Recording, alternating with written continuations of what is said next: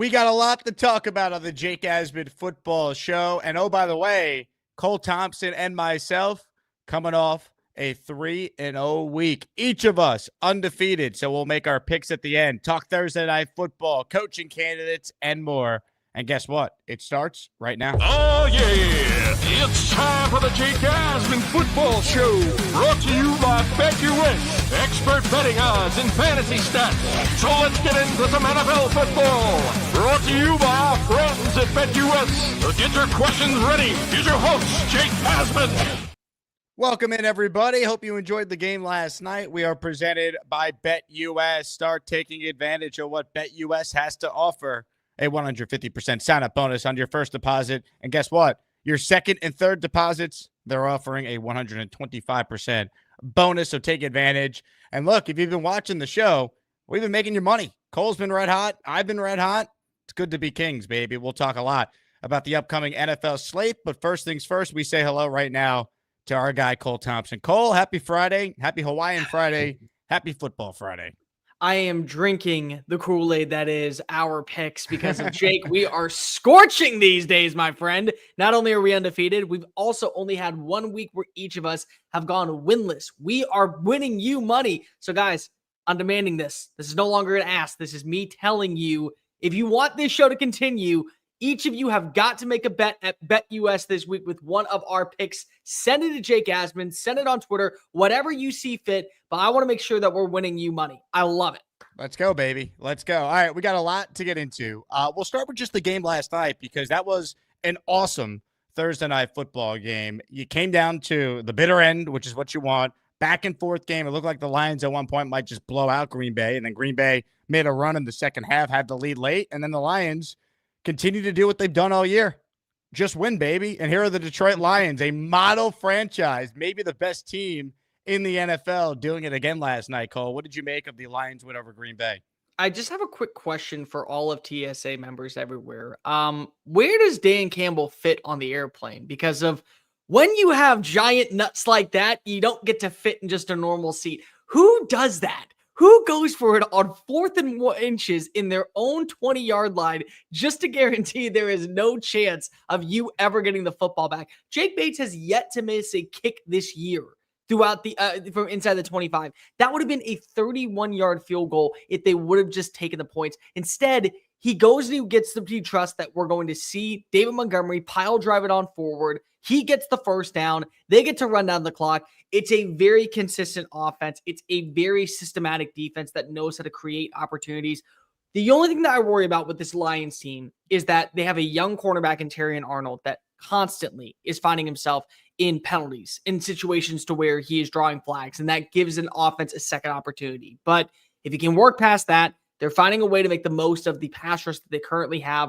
More importantly, they have an offense that can beat you through the ground. They can beat you through the air. The depth of this team is second to none. I mean, the fact that they have an offensive line missing one of their best players in Taylor Decker, and Dan Skipper comes on in, and he's throwing up afterwards, and he's getting crap on by Dan Campbell. But he's like, hey, you know what, Skip? You're doing your job. You're blocking for our quarterback. I hope that we eventually get this matchup once again in the playoffs because both these teams are a lot of fun. I learned a lot about Green Bay being a threat that can easily hold their own against anybody in the NFC. But I'll tell you what, the Lions, I've been saying it since before we saw a loss go to Kansas City. This is the best team in the NFL. They're far and away the most complete team in the NFL. They look like a team that you don't want to go toe-to-toe with. But Green Bay also, I think, showed you last night with Jordan Love. You may not be perfect, but as long as you got Josh Jacobs running the football with these, you stand a shot.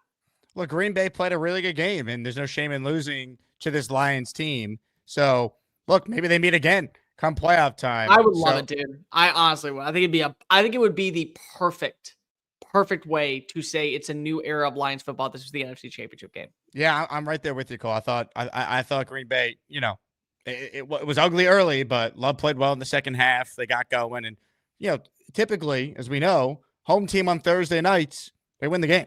Yeah. And that's what Green Bay was up against, facing a Lions team that has been the best team in the NFL, you could argue, all season long. Lions now 12-1, 6-1 at home. Green Bay still 9-4. They're in good shape to be a wild card team because we know the Lions are running away with that division right now. Interesting conversation I want to segue to. It does involve the Lions. We're starting to get into a lot of rumors about the top coaching candidates. We're starting to hear a lot of rumors about potential options for certain teams, teams that already have openings, teams that might have an opening pop up or two. We saw last night, to me, two of the top coaching candidates in prime time, and that's the two coordinators for this Lions team, Ben Johnson, the offensive coordinator, Yeah. and Aaron Glenn, the defensive coordinator. When we talk about the top coaching candidates, we know Ben Johnson seemingly is in a class of his own. He had chances last year. He chose to go back. He's the offensive guy. But before we get to him, how do you feel about Aaron Glenn? Is he someone you think will be a head coach after this cycle?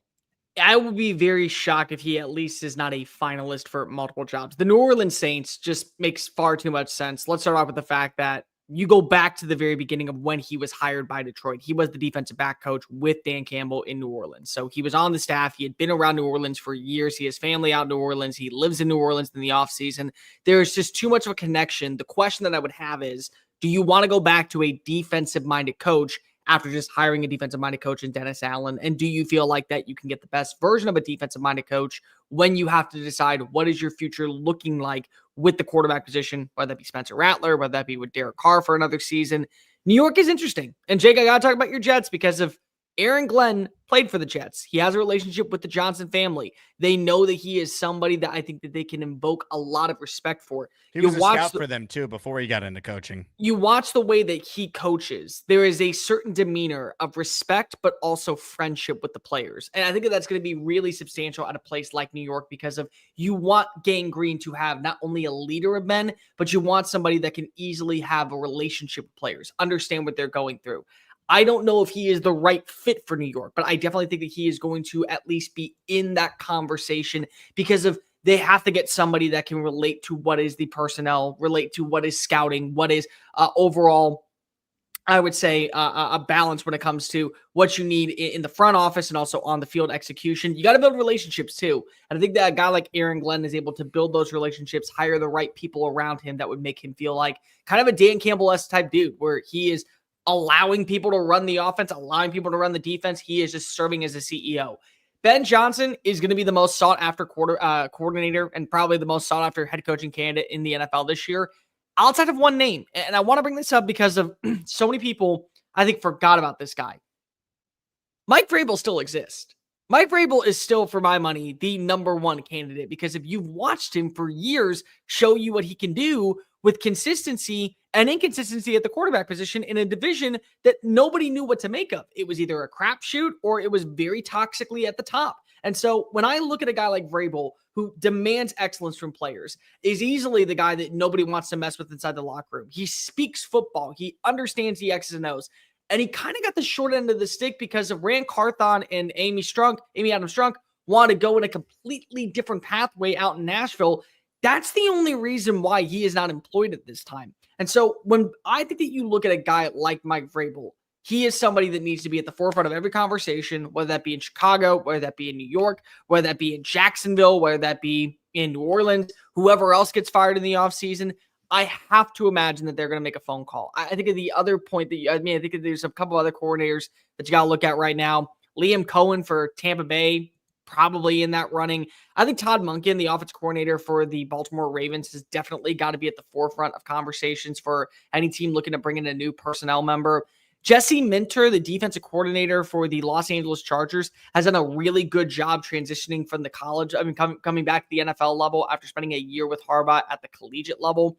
The Chargers defense has been really the big storyline that I don't think enough people are paying attention to out on the West Coast. Joe Brady with the offense and what he's done right now with Josh Allen has got to be a factor into this because if you got an MVP caliber quarterback playing his best version of football underneath the guy that a lot of people kind of sold their stock on after his tenure in Carolina, there's some good names out there, but naturally the two that are in Detroit have got to be the favorite for openings. Yeah, I think Ben Johnson's the number one guy because of the offensive background, but I haven't forgotten about Mike Vrabel. Shout out to Mike who watches the Jet show I do. He's my number one target for the Jets. And there was a story that came out from Rich Cimini, who covers the team for ESPN, that Vrabel's told people he'd interview for the Jet job. He'd be open to it. And that to me would be my number one guy. I mean, Cole, this guy in Tennessee in 6 years there won 9 or more games in 4 of those years. Yep. He was the coach of the year one of the years. They were the 1 seed one of the years. He went to the AFC Championship game in one of those years.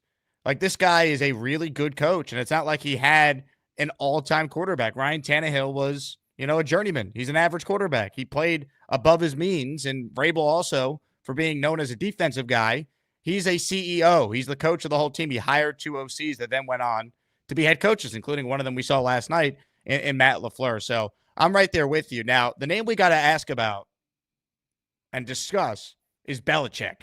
Bill Belichick interviewed yesterday for the UNC job in college, which I think stunned a ton of people. I doubt that ends up happening, but it is interesting that Belichick, whose son is the defensive coordinator at Washington, Steve Belichick, it is interesting that Bill Belichick took an interview for a college job. What were your thoughts on that? So I reached out to some people. Naturally, because of my college background, I want to make sure that I got as much details as possible. He apparently killed it. They loved the fact that he was somebody that could easily be able to win in the X's and O's when it comes to his pedigree. They know that he understands football and he builds what the type of culture they want in Chapel Hill. Here's the problem. He's 72 years old. They don't want to get somebody who's going to be there for maybe 3 or 4 years when they just fired Mac Brown. And there's a really big internal discussion that I think a lot of people aren't paying enough attention to. Out in Chapel Hill, there was a respect factor for Mac Brown. This is a guy that came back to the program after leaving to go to Texas for over a decade, won a national title, wanted to get back into coaching. He left on really good terms the first time out in Chapel Hill. And there's a lot of people that currently reside in Tar Heel Nation that were unhappy with the way that Bubba Cunningham handled the firing of a guy like Mac Brown. Brown wanted to go out on his own terms. He wanted to be able to stay around for the bowl game, then retire, but he didn't want to make the announcement. Naturally, when you're going through a coaching search, you got to do what's best for the organization to land the top name on the market. So there's some people out there that are trying to force a guy like Belichick to come on in because they believe this is somebody who can at least invoke the same type of persona alongside with a guy like Mac Brown. But my bad, Bubba Chandler, that's the athletic director's name. He wants somebody young. I think that when you look at, the pathway for Belichick, this is just him trying to show the NFL and really anybody else out there, I'm not done. I enjoy coaching. I still want to be a part of the system. I still want to be on the sidelines delivering play designs. I still want to be able to develop talent and prove that I am one of the best in the game. However, you have to realize this is an older coach. If he comes back, he will be the oldest coach in the NFL. Currently, that title belongs to Andy Reid at 66. There's not many people that want to believe, especially at the collegiate level, that a 72-year-old who is literally the exact same age as Nick Saban when he retired is going to be able to get the job done. So it just feels like a bunch of smoke and mirrors. Somebody made a phone call to another person that made a phone call that said, hey, let's go interview Bill Belichick just to kind of get the name out there, throw out some candidates, and get this shindig on the road. If we're going to hire Belichick, that means, hey, John Summerall down at Tulane. Hey, Will Stein out at Oregon. You could throw in Jamie Chadwell out at Liberty. If you want this job, you better start pushing forward because if we may make this hire, it felt like a kind of two-way teeter on this standpoint. I think that's totally fair. Any other name that really stands out? I mean, I think Pete Carroll wants to coach again. If Belichick's going to get interviews, Pete Carroll, who's only a year older and certainly carries himself like he's in his 50s or 40s, not a guy who is 73, should get some consideration. I would talk to Pete Carroll if I had an opening. I think the one that's getting a lot of interest right now is Edgio Irvo, the defense coordinator for the Carolina Panthers. There's a story out on ESPN by David Newton today talking about how in the last several weeks, he's kind of turned the corner and he's garnered a lot more interest because of the way the defense is played. And I think that's a fair statement. This was a guy that just a few years ago, we were talking about as a sleeper candidate for multiple jobs. He was very well respected when he was in Denver. He was very well respected when they decided to fire Frank Reich and was in the running last year alongside Dave Canales. And this Carolina team, they're not good on paper. Like we can just look at them and say they're 3-9. They've lost multiple games, but they've been in it. They've been able to kind of at least turn a bit of a gem since that game against the Denver Broncos. Win against the New Orleans Saints, win against the New York Giants, taking Cincinnati down to the wire, Kansas City down to the wire, going to overtime against Tampa Bay. And their defense has really been able to give them opportunities. I don't think he's a good fit for the New York Jets. Not at all. I think that you have to go with somebody more proven, somebody with a bit more experience, or an offensive-minded guy because if you're bringing in a new quarterback within the next 2 years. But I do think that there is an opening. and you feel like that you can get somebody as your right OC, and you can get a young up-and-comer, the way that Dan Campbell got Aaron Glenn when he was coming into the industry, or the way that we watched as Robert Saleh made the move, and then it was D'Amico Ryans out with Kyle Shanahan. That might be a good fit. Edgio Irvo is very well respected in the league. More importantly, players adore him. They think that he is a phenomenal play caller, and they think that he is a leader of men. That's somebody that I could see getting a lot of consideration if Carolina continues to make things close. Ladies and gentlemen, we're talking with Cole Thompson, weekly segment here on the Jake Asman Football Show. Cole, let's get to the picks now, baby. Week 14 of the NFL season. It comes and goes, so enjoy it, everyone. All the games we're talking about, you could bet on with BetUS, so take full advantage of the special that BetUS is offering, a 150% sign-up bonus. Cole, you went 3-0. I went 3-0. I'll let you go first this week. I mean, look, overall in the standings, I'm 22-14. You're 21-15. I'm not good at math, but if you combine our records and you've taken our picks, we've made you a lot of money. Yeah, we made you a lot of money. What was it again? I'll tell you how much money we probably made you, if just based off our winning percentage. 22-14 is my record. 21-15 is yours. So 43, 15 plus 14, 29, 23 to 29 is, we have an 80% win rate right now. 80%. Damn, that's actually even better than I thought. I say 80% win rate right now. If you go ahead and check bet with that. us. That doesn't sound right, but I hope I'm right. telling you. I think it's 79.92. I think is what the math said. So just round it up to 80. Well, damn, we're pretty good at this. Anyway, we're doing pretty good. That's what I'm saying. All right, let's make some picks here. You said I could go first. I'll let you go first. This is just a feel one. All right, I've watched the Vikings a lot the last couple weeks. I think they're due. I think they're due for a little slippage here. Atlanta's playing for their season. It's a Kirk Cousins revenge game. I know he hasn't been great, but I think 5.5 is too many points. I like the Atlanta Falcons getting the 5.5 going into Minnesota. Cousins getting a little sweet revenge against his old team. I think it's a close game. Maybe they win outright. I don't know. Minnesota I don't think they're a 10-2 team. I think their record is not the type of team they actually are. So I'm picking against the Vikings, and I'm taking the 5.5 points with Atlanta. Jake Asman. Terrific pick. Absolutely. This is one of the biggest fraudulent teams in the NFL. They may sit at 10-2, but they don't feel like they're 10-2. I'll tell you what, I am really annoyed at how big these lines are surrounding the Carolina Panthers. Every single week, it feels like that a team is just walking on into a trap. They're walking on in and realizing, God dang it, we're going to play the Panthers. We got to get some respect. We got to ball on out. And guess what? They never do. Kansas City couldn't do it. They lost the 10.5 point spread. Tampa Bay couldn't do it. They lost the 8.5 point spread. Philadelphia is going to do it too. They're going to lose the 13.5 point spread. Egregious line with the way Carolina has looked so far this season. You're watching as Adam Thielen is serving as a security blanket for Bryce Young. You're also watching as the growth of Xavier Legette has been in factor in. They're getting Jatavian Sanders back this weekend. I know that this is the number one secondary in the NFL, but you're giving me 13.5 points with a red-hot Bryce Young that truly embodies a team turning the corner. I'm easily taking those points. Carolina is not going to win this game, but they are going to beat the 2-touchdown spread. I can guarantee that one. Carolina, you believe. I believe. Bryce Young, you believe in him. I believe in Bryce Young. I believe that Bryce Young is going to make this a 4-quarter game against Jalen Hurts. Alabama versus Alabama. I don't want to hear it for anybody out in Oklahoma. Yeah, do you guys get to claim Jalen Hurts? Yeah, we get to claim him. Of course we get to claim him. I'm just asking. Don't yell at me. I'm just asking. No, he won his Heisman at Oklahoma. But he also won Alabama multiple games and took him to a national championship. He did. I think you guys could claim him as well. He says Oklahoma every single time on Sunday Night Football, so we get to claim at least 50% of him. What does he say? Oklahoma? Oklahoma. Oh, I didn't know he does that. That's funny. Oklahoma. All right, cool. Game number 2. Seattle at the Cardinals. Give me the Arizona Cardinals here. I watched Seattle up close. They didn't win last week.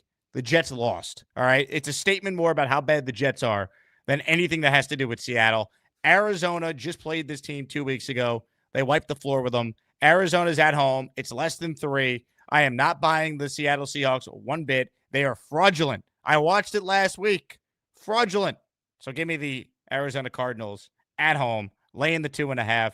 They win and they cover my second pick. Hey, Jake. Your last name is not Paul, but my last name isn't Tyson. It doesn't mean we can't go head to head. Give me the Seattle Seahawks heads at up. +2.5 in this game. Listen, I know that you say they're fraudulent. I actually think that Arizona is more fraudulent. They have been a team that currently still has questions on the offensive personnel. I do love the fact that they have a run game. It's nice that they are going to keep James Conner as the backbone of this rushing attack moving forward.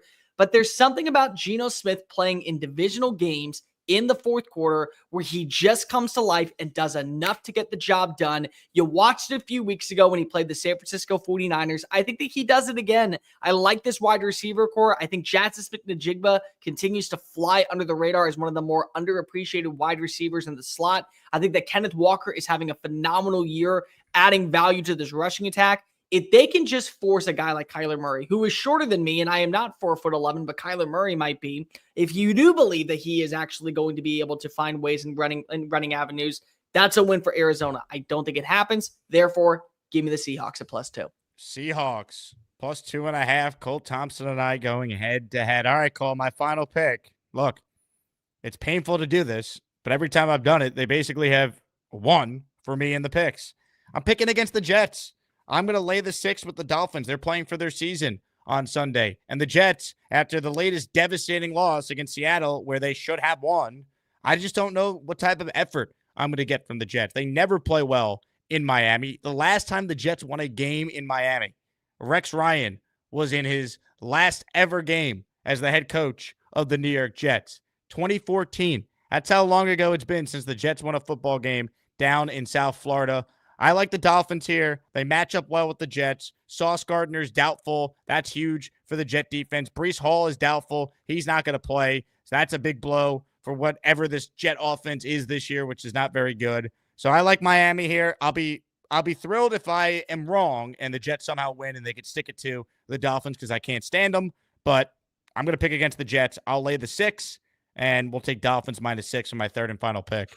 So a couple weeks ago, I nearly took this team because I believed that they were going to be the one that would end the streak out in Pittsburgh. And I decided to pull away from Cleveland at the last second. I'm sitting here thinking that Cleveland's going to get the job done.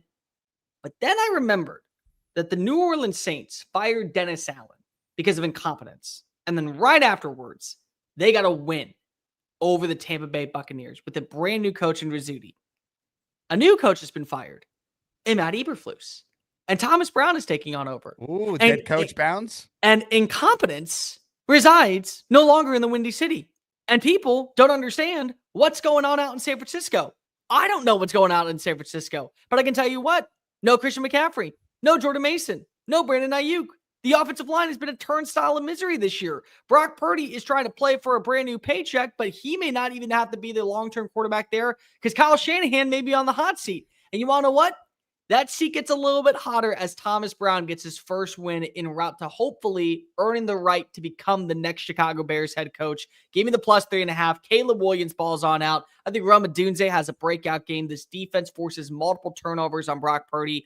I do not believe at all out in the Bay Area that San Francisco can get the job done. I do believe this talented team in Bears is a lot more than what we have seen so far because of their record. They bounce back the exact same way the New Orleans Saints bounce back. I am 100% going with Chicago at +3.5. I actually considered that game because I just don't think the Niners are anywhere close to what they've Not been. even remotely close. All the injuries, all the talk about Shanahan, and it doesn't feel right. And they would be so dumb to fire Shanahan, but I can promise you that there are people out in that organization that think that he is the problem. Which his punishment should be he's got to coach the Jets for 10 years.